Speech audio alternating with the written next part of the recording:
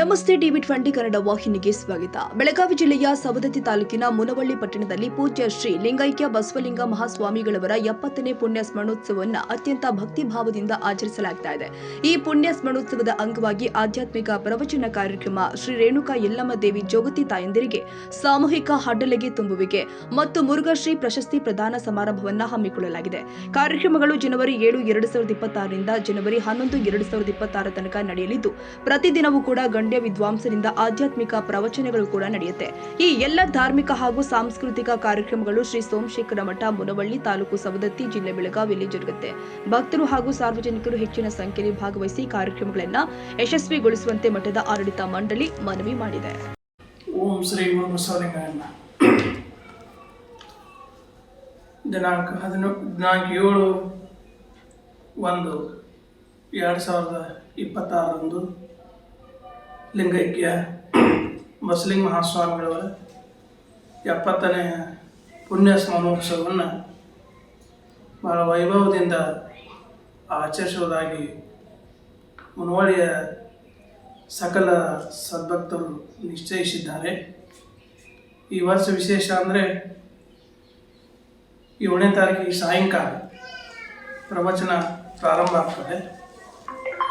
8ನೇ ತಾರೀಕಿಗೆ ಪ್ರತಿ ಸಲವೂ ಕೂಡ ನಾವು ಶ್ರೀಮಠದಿಂದ ಮುರುಘಾಶ್ರೀ ಪ್ರಶಸ್ತಿಯನ್ನು ಸುಮಾರು 12 ವರ್ಷಗಳ ಕಾಲ ಸಮಾಜದಲ್ಲಿ ಸೇವೆ ಮಾಡಿದಂಥ, ಅದು ಸಾಮಾಜಿಕವಾಗಿರ್ಬೋದು, ಧಾರ್ಮಿಕವಾಗಿರ್ಬೋದು, ಶೈಕ್ಷಣಿಕವಾಗಿ, ಕೃಷಿ ಕ್ಷೇತ್ರದಲ್ಲಿ ಸೇವೆ ಮಾಡಿದವರಿಗೆ ಪ್ರಶಸ್ತಿ ಕೊಡ್ತಾ ಬಂದಿದ್ದೇವೆ.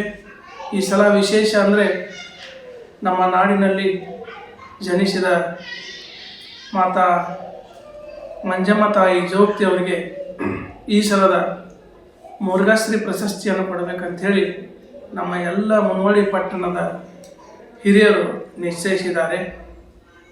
ಆ 8ನೇ ತಾರೀಕಿನ ಕಾರ್ಯಕ್ರಮದಲ್ಲಿ ಆ ತಾಯಿ ಜೊತೆಗೇ ನಮ್ಮಲ್ಲಿ ಮುನವಳ್ಳಿ ಪಟ್ಟಣದಲ್ಲಿರ್ತಕ್ಕಂಥ 100 ಜೋಗಮ್ಮ ತಾಯಿಯವರ ಉಡಿ ತುಂಬುವಂಥ ಕಾರ್ಯವನ್ನು ಕೂಡ ಅದು ಶ್ರೀಮಠದಲ್ಲಿ ನೆರವೇರ್ತದೆ. ಈ 7ನೇ ತಾರೀಕಿಂದ 10ನೇ ತಾರೀಕಿನವರೆಗೆ ಸಾಯಂಕಾಲ ಪ್ರವಚನ ಇರ್ತದೆ. ಜೊತೆಗೆ ನಾಡಿನ ಅನೇಕ ಗಣ್ಯರು, ಸಾಹಿತಿಗಳು, ಅನೇಕ ಮಠಾಧಿಪತಿಗಳು ಆಗಮಿಸ್ತಾ ಇದ್ದಾರೆ. ಆಮೇಲೆ 11ನೇ ತಾರೀಕಿಗೆ ಬೆಳಿಗ್ಗೆ ಪೂಜ್ಯ ಲಿಂಗೈಕ್ಯ ಬಸವಲಿಂಗ ಮಹಾಸ್ವಾಮಿಗಳವರ 70ನೇ ಪುಣ್ಯ ಸ್ಮರಣೋತ್ಸವ ಅದು ಕೂಡ ಭಾಳ ವೈಭವದಿಂದ ಆಚರಣೆ ಆಗ್ತದೆ. ಬೆಳಿಗ್ಗೆ ಮಹಾಪ್ರಸಾದ ಇರ್ಬೋದು, ಸಭೆ ಇರ್ಬೋದು, ರುದ್ರಾಭಿಷೇಕ ಇರ್ಬೋದು. ಈ ಎಲ್ಲ ಕಾರ್ಯಕ್ರಮದಲ್ಲಿ ಮುನವಳ್ಳಿಯ ಸುತ್ತಮುತ್ತಲಿನ ಗ್ರಾಮಸ್ಥರು, ಗುರು ಹಿರಿಯರು ಆಗಮಿಸಿ ಈ ಕಾರ್ಯಕ್ರಮವನ್ನು ಯಶಸ್ವಿ ಮಾಡಿಕೊಡ್ಬೇಕಂತೇಳಿ ಈ ಮೂಲಕ ಎಲ್ಲ ಸದ್ಭಕ್ತರಿಗೆ ಗಮನಕ್ಕೆ ತರ್ತೇವೆ. ಶರಣಾರ್ಥಿಗಳು, ನಮ್ಮ ಭಾರತ ದೇಶದಲ್ಲಿ ಹಿಂದೂ ಸಂಪ್ರದಾಯದಂತೆ ಸಾಕಷ್ಟು ಧಾರ್ಮಿಕ ಆಚಾರ ವಿಚಾರ ಕಾರ್ಯಕ್ರಮಗಳು ನಡೀತಾ ಇರ್ತವೆ. ಅದರಲ್ಲಿಯೂ ಸಹಿತ ನಮ್ಮ ಕರ್ನಾಟಕ ರಾಜ್ಯದಲ್ಲಿ ಸುಮಾರು ದಶಕಗಳಿಂದಲೂ ಸಹಿತ ಮಠಮಾನ್ಯಗಳ ಕೆಲಸ ಬಹಳ ಪ್ರಮುಖ ಪಾತ್ರವನ್ನು ವಹಿಸಿದೆ. ಉತ್ತರ ಕರ್ನಾಟಕದಲ್ಲಿರ್ತಕ್ಕಂಥ ಸುಮಾರು ಸಾವಿರಾರು ಮಠಗಳು, ಇವತ್ತು ವಿರಕ್ತ ಮಠಗಳಿರ್ಬೋದು, ಪಂಚಾಚಾರ್ಯ ಶಿವಾಚಾರ್ಯ ಮಠಗಳಿರ್ಬೋದು, ಯಾವುದೇ ಗುರುಪೀಠ ಇರ್ಬೋದು, ಶಿಕ್ಷಣ, ಆರೋಗ್ಯ ಹಾಗೂ ಧಾರ್ಮಿಕ ಚಟುವಟಿಕೆ ಜನರ ಜನರನ್ನು ಒಳ್ಳೆಯ ದಾರಿಗೆ ತರುವಂಥ ಕೆಲಸ ನಿಟ್ಟಿನೊಳಗೆ ಸಾಕಷ್ಟು ಮಠಗಳು, ಪೂಜ್ಯರು, ಸ್ವಾಮೀಜಿಗಳು, ಸಂತರು ಮಾಡ್ತಾ ಇದ್ದಾರೆ. ಅದರಲ್ಲಿಯೂ ಸಹಿತ ನಮ್ಮ ಬೆಳಗಾವಿ ಜಿಲ್ಲೆಯಲ್ಲಿ ಇಂಥ ಹಲವಾರು ಪರಂಪರೆಯನ್ನುಳ್ಳಂಥ ದೊಡ್ಡ ದೊಡ್ಡ ಮಠಾಧಿಪತಿಗಳು ಇಲ್ಲಿದ್ದಾರೆ. ಅದರಲ್ಲಿ ನಮ್ಮ ಸವದತ್ತಿ ತಾಲೂಕಿನ ಈ ಸೋಮಶೇಖರ ಮಠದ ಪೂಜ್ಯರು ಏನು 70 ವರ್ಷಗಳ ಕಾಲ ನಮ್ಮ ಲಿಂಗೈಕ್ಯ ಬಸವಲಿಂಗ ಪೂಜ್ಯರ ಒಂದು ಪುಣ್ಯ ಸ್ಮರಣೋತ್ಸವದ ನಿಮಿತ್ತವಾಗಿ ಸಾಕಷ್ಟು ಪ್ರವಚನಗಳನ್ನು, ಪುರಾಣಗಳನ್ನು, ಪ್ರಸಾದವನ್ನು ಒಂದು ಬಸವ ತತ್ವದ ನೆಲೆಗಟ್ಟಿನಲ್ಲಿ ವಿರಕ್ತ ಮಠಗಳು ಹೇಗೆ ನಮ್ಮ ಈಗಿನ ಜನರನ್ನ ಮನಸ್ಸನ್ನು ಗೆಲ್ಲಬೇಕು ಆ ನಿಟ್ಟಿನೊಳಗೆ ಕಾರ್ಯಕ್ರಮಗಳನ್ನು ಮಾಡ್ತಾ ಬಂದಿದ್ದಾರೆ. ವಿಶೇಷವಾಗಿ 98 ಇಸ್ವಿಯಲ್ಲಿ ಈ ಮಠಕ್ಕೆ ಪೀಠಾಧಿಪತಿಗಳಾದಂಥ ಶ್ರೀ ಮುರುಘರಾಜೇಂದ್ರ ಸ್ವಾಮಿಗಳ ಒಂದು ಸಾನ್ನಿಧ್ಯದಲ್ಲಿ ಸಾಕಷ್ಟು ಮಠ ಶಿಕ್ಷಣ ಸಂಸ್ಥೆ ಇವತ್ತು ಧಾರ್ಮಿಕ ವಿಚಾರ ಆಚಾರ ಸಂಪ್ರದಾಯ ನಮ್ಮ ಊರಿನೊಳಗೆ ಮುಂಚೂಣಿಯೊಳಗೆ ನಿಂತು ಎಲ್ಲ ಸಮಾಜದವ್ರನ್ನ ಒಳಗೊಂಡು ಕಾರ್ಯಕ್ರಮಗಳನ್ನು ಮಾಡ್ತಾ ಇದ್ದಾರೆ. ಈ ಮಠಕ್ಕೆ ನಾವೆಲ್ಲ ನೋಡ್ತಾ ಇದ್ದೇವೆ, ಒಂದೊಂದು ಮಠಗಳಿಗೆ ಸಾಕಷ್ಟು ಧರ್ಮದಾನವನ್ನು ಮಾಡಿ ಭಕ್ತರು ಬಹಳ ದೊಡ್ಡ ಆಸ್ತಿಗಳಿದ್ದಾರೆ. ಆದರೆ ಇವತ್ತು ಸೋಮಶೇಖರ್ ಮಠಕ್ಕೆ ಸಾಕಷ್ಟು ಆಸ್ತಿ ಇಲ್ಲದೇ ಇದ್ರೂ ಸಹಿತ ಭಕ್ತಿಯ ವಿಚಾರದಲ್ಲಿ, ಪ್ರವಚನ ಪುಣ್ಯ ಕಾರ್ಯಗಳ ವಿಚಾರಗಳಲ್ಲಿ, ಸ್ವಾಮೀಜಿಗಳ ಸತ್ಕಾರ್ಯಗಳ ವಿಚಾರದಲ್ಲಿ ಮುಂಚೂಣಿಯೊಳಗಿದೆ ಅನ್ನುವಂಥ ಭಾಳ ಹೆಮ್ಮೆಯ ಮಾತನ್ನು ನಾನು ಹೇಳಬೇಕಾಗ್ತದೆ.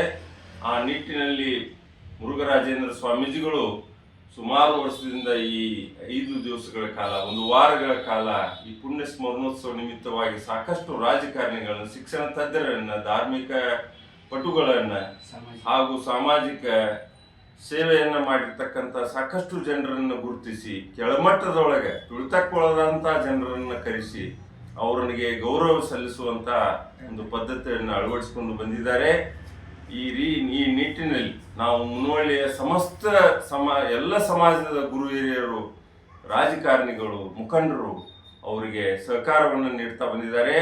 ಇಂಥ ಪರಂಪರೆ ಮುಂದುವರಿದರೆ ನಮ್ಮ ಮುಂದಿನ ಜನಾಂಗ, ನಮ್ಮ ಭವಿಷ್ಯದಲ್ಲಿ ಒಂದು ಒಳ್ಳೆಯ ದಾರಿಯೊಳಗೆ ಸಾಗ್ತಾರೆ. ಇಲ್ಲ ಅಂದರೆ ನಮ್ಮ ಮಠಮಾನ್ಯಗಳು ಇಲ್ಲ ಅಂದರೆ, ನಮ್ಮ ಪೂಜ್ಯರು ಇರಲಿಲ್ಲ ಅಂದರೆ ಇವತ್ತು ನಾವು ಬಹಳ ಅಡ್ಡದಾರಿಯನ್ನು ತುಳಿಬೇಕಾಗಿತ್ತು. ಇಂಥ ನಿಟ್ಟಿನಲ್ಲಿ ಈ ಕಾರ್ಯಗಳನ್ನು ಮಾಡ್ತಾ ಇರೋದು ಬಹಳ ನಮ್ಮ ಹಿರಿಯರಿಗೆ ಹೆಮ್ಮೆಯ ವಿಷಯವಾಗಿದೆ ಅನ್ನುವಂಥ ಮಾತನ್ನು ಹೇಳ್ತಾರೆ. ಕಾರ್ಯಕ್ರಮಗಳು ಸಾಂಸ್ಕೃತಿಕ ನಾಡು ಮುನವಳ್ಳಿ ಪಟ್ಟಣವು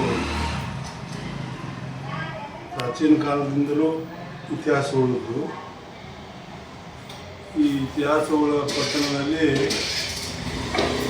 ನಮ್ಮ ಮುನವಳ್ಳಿ ಸೋಮಶೇಖರ್ ಮಠಕ್ಕೆ 16ನೇ ಪೀಠಾಧೀಶರಾಗಿ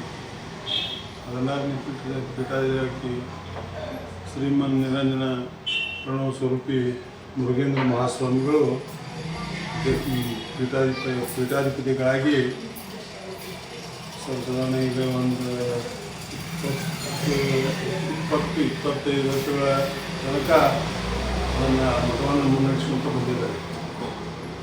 ಇವತ್ತು ನಮ್ಮ ಮುನವಳ್ಳಿ ಏನಾದರೂ ಒಂದು ಕಾರ್ಯಕ್ರಮ, ಯಾವುದೇ ಕಾರ್ಯಕ್ರಮ ಯಾವುದು ಇವತ್ತು ಸಾಂಸ್ಕೃತಿಕವಾಗಿ ಆಗಲಿ, ಶೈಕ್ಷಣಿಕವಾಗಿ ಆಗಲಿ, ಹಾಗೂ ಧಾರ್ಮಿಕವಾಗಿ ಆಗಲಿ, ಹಾಗೂ ಸಾಮಾಜಿಕವಾಗಿ ಎಲ್ಲದರಲ್ಲೂ ಇವತ್ತು ಮುರುಘೇಂದ್ರ ಸ್ವಾಮಿಗಳು ಅದಾರ ಅಂಥೇಳಿ ತಿಳ್ಕೊಬೇಕು. ಇವತ್ತು ಅವ್ರು ಬಂದು ಪೀಠಾಧೀಶರಾದ ಮೇಲೆ ಮುನವಳ್ಳಿ ಸಾಕಷ್ಟು ಬದಲಾವಣೆಗಳಾಗಿವೆ.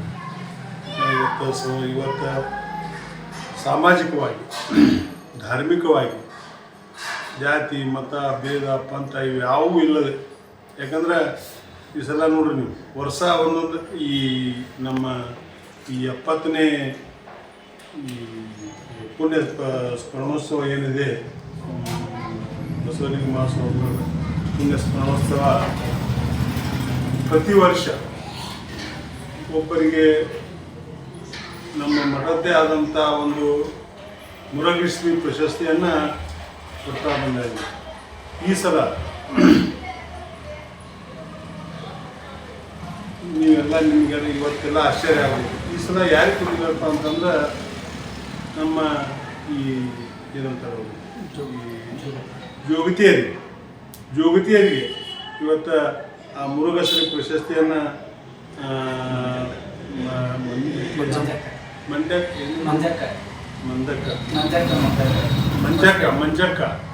ಮಂಜಕ್ಕ ಅನ್ನೋರಿಗೆ ಕೊಡಮಾಡುವಂಥ ಸಂದರ್ಭ ಇವತ್ತು ಅವರು ಸೃಷ್ಟಿಸ್ಯಾರ. ಯಾಕಂದ್ರೆ ಇದ್ರ ಮೇಲೆ ತಿಳಿತದೆ. ಯಾಕಂದ್ರೆ ಮೇಲು ಕೀಳು, ಹೆಚ್ಚು ಕಡಿಮೆ ಇವು ಯಾವುದೇ ಒಂದು ಭೇದ ಭಾವ ಇಲ್ಲದೆ ಇವತ್ತು ಪ್ರತಿ ಸಲ ಅದನ್ನು ಮುರುಘಶ್ರೀ ಪ್ರಶಸ್ತಿಯನ್ನು ಸಾರ್ವಜನಿಕವಾಗಿ, ಸಾಮಾಜಿಕವಾಗಿ ಯಾರು ಸೇವೆ ಸಲ್ಲಿಸಿರ್ತಾರ ಅವ್ರಿಗೆ ಆ ಪ್ರಶಸ್ತಿಯನ್ನು ಕೊಡ್ತಾ ಬಂದಿದ್ದೀವಿ. ಪೂರ್ತಿ. ಈ ಸಲ ಆ ಮಂಜಕ್ಕ ಅನ್ನೋರಿಗೆ ಏನು ಮಂಗಳಮುಖಿ ಆಗಿದ್ದಾರಲ್ಲ ಮಂಜಕ್ಕ ಅನ್ನೋರಿಗೆ ಇವತ್ತು ನಾವು ಅದನ್ನು ಮುರುಘಶ್ರೀ ಪ್ರಶಸ್ತಿಯನ್ನು ನಮ್ಮ ಮುರುಘೇಂದ್ರ ಮಹಾಸ್ವಾಮಿಗಳು ಕೊಡಮಾಡಿಪಡಿಸಿದಾರಲ್ಲ, ಇದು ಅತ್ಯಂತ ಸ್ತುತವಾದಂಥ ಕೆಲಸ. ಯಾಕಂದ್ರೆ ಎಲ್ಲರನ್ನೂ ಗುರುತಿಸ್ಬೇಕು. ಸಮಾಜದಲ್ಲಿ ನಾವು ಇವತ್ತು ಎಲ್ಲರನ್ನೂ ಗುರುತಿಸ್ಬೇಕಾಗುತ್ತೆ.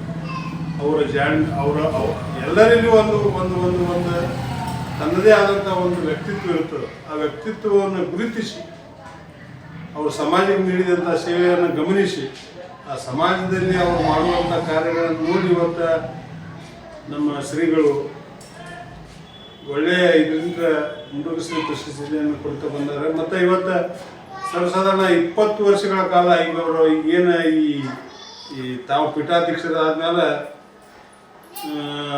ಒಂದು ಈ ಪುಣ್ಯ ಸ್ಮರಣೋತ್ಸವವನ್ನು ಏನು ಮಾಡ್ಕೊತ ಬಂದಾರಲ್ಲ, ಪ್ರತಿ ವರ್ಷ ಧಾರ್ಮಿಕವಾಗಿ, ಶೈಕ್ಷಣಿಕವಾಗಿ ಹಾಗೂ ಸಾಮಾಜಿಕವಾಗಿ ಇವತ್ತು ಊರಿಗೆ ಒಳ್ಳೆಯದಾಗುವಂಥ ಕೆಲಸ ಮಾಡೋದಕ್ಕಾಗಿ ಎಲ್ಲದಕ್ಕೆ ಅನುಕೂಲ ಆಗೋ ರೀತಿ ಅಂತ ಕೆಲಸವನ್ನು ಮಾಡ್ಕೊಂಡು ಬಂದಾರೆ.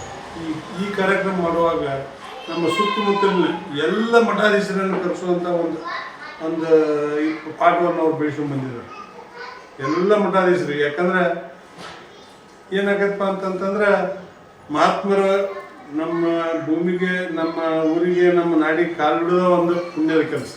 ಅಂಥದ್ರಲ್ಲಿ ಎಲ್ಲೆಲ್ಲ ದೊಡ್ಡ ಮಠಮಾನ್ಯಗಳಲ್ಲಿ ಹೋಗಿ ಇವತ್ತು ಒಂದು ಮಠಕ್ಕೆ ಬರಬೇಕು ಅಂತೇಳಿ ಅವ್ರನ್ನೆಲ್ಲ ಕರೆಸಿ ಇವತ್ತು ಅವ್ರನ್ನೆಲ್ಲ ಪುರಸ್ಕರಿಸಿ ಈ ಮುನುವಳ್ಳಿ ನಾಡು ಇದನ್ನೆಲ್ಲ ಯಾಕೆ ಮಾಡ್ತಿದ್ದಾರೆ ಅಂದ್ರೆ ನಮ್ಮ ಶ್ರೀಗಳು ಮುನುವಳ್ಳಿ ನಾಡು ಸಮೃದ್ಧಿಯಾಗಿರಬೇಕು, ಮುನುವಳ್ಳಿ ಜನ ಒಳ್ಳೆಯ ರೀತಿಯಿಂದ ಇದರಿಂದ ಇರಬೇಕನ್ನುವಂಥ ಒಂದು ಭಾವನೆ ಇಟ್ಕೊಂಡು ಮುನುವಳ್ಳಿ ಬೆಳಿಬೇಕು, ಇನ್ನೂ ಹೆಚ್ಚೆಚ್ಚಾಗಿ ಬೆಳಿಬೇಕು ಅನ್ನುವಂಥ ಕಾರಣವನ್ನು ಇಟ್ಕೊಂಡು ಅಜ್ಜವರು ಇವತ್ತು ನಿಸ್ವಾರ್ಥದಿಂದ ಯಾವುದೂ ಇವತ್ತು ಅವ್ರಿಗೆ ಒಂದು ಆಡಂಬರ ಬೇಕು ಅನ್ನೋಂಗಿಲ್ಲ. ಇವತ್ತು ನೋಡಿ ಸಮಾಜದಲ್ಲಿ ಇವತ್ತು ಏನೇ ಚಲೋ ಮಾಡಿದ್ರು ಅದಕ್ಕೆ ಸಕಾರಕ ಶಕ್ತಿ ಇದ್ರೂ ಸಹಿತ ನಕಾರಕ ಶಕ್ತಿ ಅನ್ನುವಂಥದ್ದು ಒಂದು ಇರ್ತದೆ. ಅದನ್ನು ಯಾವುದೂ ಕಿವಿಗೆ ಹಾಕ್ಕೊಳ್ಳದೆ ತಮ್ಮ ಕಾರ್ಯನು ನಾನು ಸಮಾಜಕ್ಕೆ ಸೇವೆ ಮಾಡಬೇಕು, ನನ್ನಿಂದ ಸಮಾಜಕ್ಕೆ ಒಳ್ಳೆಯದಾಗಬೇಕು ಅನ್ನುವಂಥ ಭಾವನೆಯನ್ನು ಇಟ್ಕೊಂಡು ಇವತ್ತು ನಮ್ಮ ಗುರುಗಳು ಸಾಕಷ್ಟು ಸಮಾಜ ಸೇವೆಯನ್ನು ಮಾಡ್ತಾ ಊರಿಗೆ ಒಳ್ಳೆಯದಾಗುವಂಥ ಕೆಲಸಗಳನ್ನು ಮಾಡ್ತಾ ಬಂದಿದ್ದಾರೆ. ಈ 70ನೇ ಕಾರ್ಯಕ್ರಮ ಇನ್ನೂ, ಯಾಕಂದರೆ ಈ ಜೋಗತಿಯರಿಗೆ ಈ ಕಾರ್ಯಕ್ರಮದಲ್ಲಿ ಜೋಗತಿಯರಿಗೆ ಇವತ್ತು ಸನ್ಮಾನ ಮಾಡುವಂಥ ಕೆಲಸವನ್ನು ಇವತ್ತು ಶ್ರೀಗಳು ಮಾಡಿದ್ದಾರೆ. ನಾವೆಲ್ಲ ಇವತ್ತು ಅದನ್ನು ಮೆಚ್ಚಬೇಕಾದಂಥ ಕೆಲಸ. ಯಾಕಂದರೆ ಎಲ್ಲರೂ ಈಗ ಎಲ್ಲ ದೊಡ್ಡವ್ರು ಕುಂತವ್ರನ್ನ ಎಲ್ಲರೂ ಮಾಡ್ತಿರ್ತಾರೆ. ಅದ್ರಾಗ ಜೋಗತಿಯರಿಗೆ ಅಂದರೆ ಇವತ್ತಿನ ದಿನಮಾನದೊಳಗೆ ಕೆಲವೊಂದು ಜನ ಕಾಣುವ ದೃಷ್ಟಿ ಬೇರೆ. ಆ ದೃಷ್ಟಿ ಹೋಗಲಾಡಿಸ್ಲಿಕ್ಕೆ, ಆ ದೃಷ್ಟಿಕೋನವನ್ನು ಬದಲಿ ಮಾಡಲಿಕ್ಕೆ ಇವತ್ತು ನಮ್ಮ ಶ್ರೀಗಳು ಏನು ಮಾಡಿದ್ದಾರೆ ಅಂದರೆ ನಮ್ಮ ಸುತ್ತಮುತ್ತ ನಮ್ಮ ಊರಲ್ಲಿ ಅಷ್ಟಲ್ಲ, ನಮ್ಮ ಸುತ್ತಮುತ್ತಲಿನ ಎಲ್ಲ ಜೋಗತಿಯರನ್ನು ಕರೆಸಿ ಅವರಿಗೆ ಒಂದು ಪುರಸ್ಕಾರ, ಒಂದು ಸನ್ಮಾನ ಮಾಡಿ ಅವ್ರಿಗೆ ಗೌರವಿಸಬೇಕು ಅನ್ನುವಂಥ ಭಾವನೆಯನ್ನು ಇಟ್ಕೊಂಡಾರಲ್ಲ, ಇದು ಅತ್ಯಂತ ಸ್ತುತವಾದದ್ದು. ಅದಕ್ಕೆ ಇವತ್ತು ಮುಂಬರುವಂಥ ದಿನದೊಳಗೆ ನಮ್ಮ ಮುನುವಳ್ಳಿ ಪಟ್ಟಣ ಶ್ರೀಗಳ ಆಶೀರ್ವಾದದ ಜೊತೆಗೆ ಇನ್ನೂ ಹೆಚ್ಚಿನ ಅಭಿವೃದ್ಧಿ ಅಂತ ಹೊಂದಿ ಅಂತ ಹೇಳ್ತಾ ಇವತ್ತು ಶ್ರೀಗಳು ನಮಗೆ ಮಾರ್ಗದರ್ಶಕರಾಗಿ ಸದಾಕಾಲ ನಮ್ಮ ಮೇಲೆ ಅವರ ಕೃಪಾಶೀರ್ವಾದ ಅಂತೇಳಿ. ಪುಣ್ಯ ಸ್ಮರಣೋತ್ಸವದ ಅಂಗವಾಗಿ ಏನೇನು ಶ್ರೀಮಠದಲ್ಲಿ ಮುನುವಳಿಯ ವಿಶೇಷತೆ ಏನಿದೆ? ಲೋಕ ಕಲ್ಯಾಣಾರ್ಥವಾಗಿ ನಮ್ಮ ಶ್ರೀಮಠವು ಅನೇಕ ವಿಶಿಷ್ಟ ಕಾರ್ಯಕ್ರಮ ಪ್ರತಿ ವರ್ಷವೂ ಕೂಡ ಹಮ್ಮಿಕೊಂಡು ಬಂದಿದೆ. ಅದೇ ರೀತಿ 70ನೇ ವರ್ಷದ ಅಂಗವಾಗಿ ಆಧ್ಯಾತ್ಮಿಕ ಪ್ರವಚನ, ರೇಣುಕಾ ಯಲ್ಲಮ್ಮ ಜೋಗತಿ ತಾಯಂದಿರಿಗೆ ಸಾಮೂಹಿಕ ಪೊಟ್ಟಲಿಗೆ ತುಂಬುವ ಕಾರ್ಯಕ್ರಮ ಹಾಗೂ ಮುರುಘಶ್ರೀ ಪ್ರಶಸ್ತಿ ಕಾರ್ಯಕ್ರಮಗಳನ್ನು ಹಮ್ಮಿಕೊಳ್ಳಲಾಗಿದೆ. ನಮ್ಮ ಮಠವು ಎಲ್ಲ ಜಾತಿ ಜನಾಂಗ ಸರ್ವ ಪಕ್ಷದವರು ಎಲ್ಲರೂ ಕೂಡ ಈ ಮಠಕ್ಕೆ ಭಾವೈಕ್ಯತೆಯ ಮಠವಾಗಿದೆ. ವಿಶಿಷ್ಟ ಕೊಡುಗೆಯನ್ನು ಸಮಾಜಕ್ಕೆ ನೀಡುತ್ತದೆ.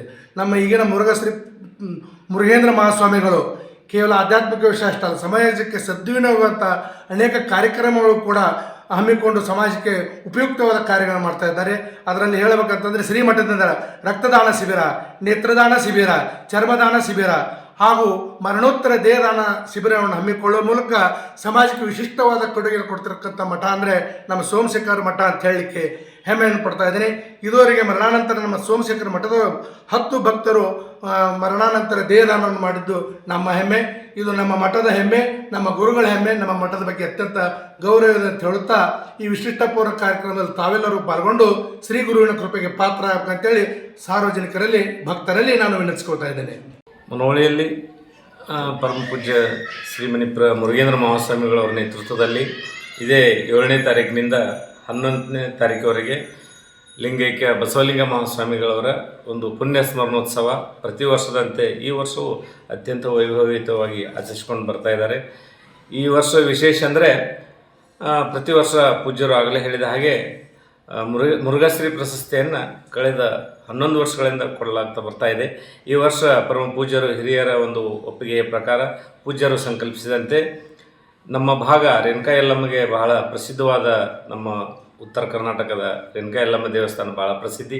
ಹೀಗಾಗಿ ರೇಣುಕಾ ಯಲ್ಲಮ್ಮನ ತಾಯಿಯ ಭಕ್ತರು ಏನು ಯಲ್ಲಮ್ಮ ತಾಯಿ ಜೋಗತಿಯರಿದ್ದಾರೆ ಆ ಎಲ್ಲ ತಾಯಂದರಿಗೆ ಅಡ್ಡಲಿಗೆ ತುಂಬುವ ಕಾರ್ಯಕ್ರಮ ಈ ವರ್ಷ ವಿಶೇಷ. ಅದರ ಅಂಗವಾಗಿ ಹೊಸಪೇಟೆಯಲ್ಲೇನು ಒಬ್ಬರು ಮಂಗಳಮುಖಿ ಇದ್ದಾರೆ, ಪದ್ಮಶ್ರೀ ಪ್ರಶಸ್ತಿ ವಿಭೂಷಿತ ಡಾಕ್ಟರ್ ಮಾತಾ ಮಂಜಮ್ಮ ಅವರಿಗೆ ಈ ವರ್ಷದ ಪ್ರತಿಷ್ಠಿತ ಮುರುಘಾಶ್ರೀ ಪ್ರಶಸ್ತಿಯನ್ನು ಕೂಡ ಕೊಡಲು ಪೂಜ್ಯರು ಸಂಕಲ್ಪಿಸಿದ್ದಾರೆ. ಹೀಗಾಗಿ ಈ ವರ್ಷ ಅದೇ ವಿಶೇಷ ಅಂತ ಹೇಳಬಹುದು.